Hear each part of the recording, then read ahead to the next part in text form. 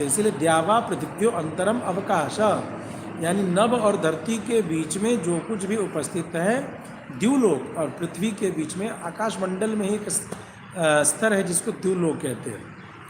उसके बीच में जितने अवकाश है, जो रिक्त स्थान है, यस्मिन अवकाशे सर्वे लोका तिष्ठन्ति, सारे लोग इसी दोनों के बीच में रहते हैं। सर्व अयम अवकाश, सर्व अयम अवकाश दिशश्च सर्वा त्वया एकेन व्याप्ता। यह समस्त अवकाश यानी रिक्त स्थान जो है और समस्त दिशाएं, जो दसों दिशाएं हैं, ये एक आपसे ही परिपूर्ण हो रही है।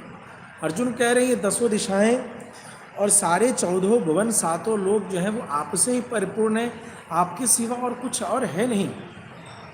आगे देखते हैं 20वें मंत्र में और क्या कह रहे हैं। दृष्ट्वा अद्भुतम रूपम उग्रम तव इदम अनंतायम अविस्तारम अत्यद्भुतम अति उग्रम रूपम दृष्ट्वा।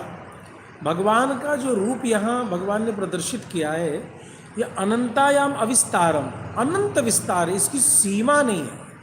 इतना विशाल होने के कारण अत्यद्भुतम, यह बहुत ही आश्चर्य से युक्त होने के कारण बड़ा ही उग्र स्वरूप है, जिसकी सीमा न बताई जा सके। ऐसी मनोवृत्ति से युक्त भगवान का विशाल स्वरूप है।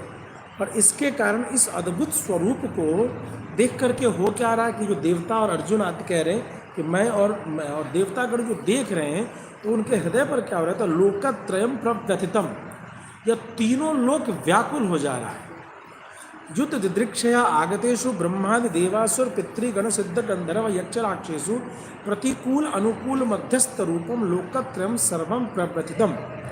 कहते हैं युद्ध को देखने के लिए, महाभारत के विशाल संग्राम को देखने के लिए जो अलग अलग देवगण आए हुए हैं, जिसमें चर्चा करते हैं कि ब्रह्मा जी उपस्थित हैं, अनेक 33 कोटि देवता उपस्थित हैं, असुरगण उपस्थित हैं, पितृगण, पितर भी उपस्थित हैं, सिद्धगण, गंधर्वगण और यक्ष राक्षस, इन सभी में जो अनुकूल, कुछ अनुकूल अर्जुन कहते हैं जो मेरे अनुकूल हैं, जो प्रतिकूल मेरे विरोधी, और मध्यस्थ जो दोनों पक्षों के बीच मध्यस्थ संबंध रखते, किसी का पक्ष नहीं रखते हैं।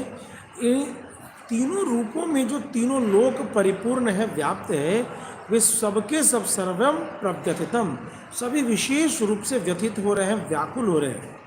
अत्यंत भीतम, व्यथितम का मतलब व्यथित होना, मतलब डर जा रहे हैं, भयभीत हो रहे हैं।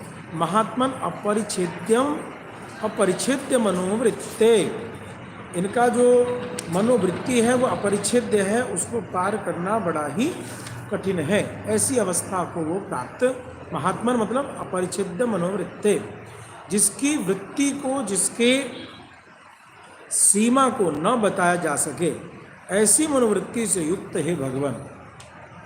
भगवान को महात्मा कह रहे हैं कि जिन आपके हृदय की सीमा, आपके गुणों की सीमा को नहीं समझा जा सकता है, इसलिए भगवान आप महात्मन है। एतेषाम अपि अर्जुनस्य इव विश्वाश्रय रूप साक्षात्कार साधनम दिव्यम चक्षु भगवता दत्तम। इन लोगों को भी भगवान ने अर्जुन की ही भांति विश्व के आश्रय स्वरूप भगवान का जो साक्षात्कार है, ऐसे दर्शन करने के लिए दिव्य नेत्र प्रदान कर दिया। चक्षु भगवता प्रदत्तम। भाष्यकार कहते हैं कि सिर्फ अर्जुन को वह दिव्य चक्षु नहीं प्राप्त हुआ था, चूँकि यहाँ देख रहे हैं कि संजय भी उस स्वरूप को देखने के लिए और उसकी व्याख्या कर पाने में सक्षम, मतलब कि संजय जी को भी दिव्य चक्षु उसी समय अर्जुन के साथ ही वह प्राप्त हो गया। और अन्य जो देवता आए हुए हैं, जो उसके अधिकारी हैं, उन सभी को महाभारत के संग्राम में भगवान ने अपने दिव्य स्वरूप को दर्शन करने का सामर्थ्य दे दिया। किमर्थम इति चेत, यदि कहा जाए किस लिए दिया गया था, अर्जुनाय स्वैश्वर्यम सर्वम प्रदर्शयितुम, अर्जुन को अपना सारा ऐश्वर्य दिखलाने के लिए दिए थे। ये सिर्फ तुझे ही नहीं, मैं चाहूँ तो एक बार में अपने विश्वरूप का दर्शन कराने के लिए समस्त जीवों को वो दिव्य चक्षु प्रदान कर सकते।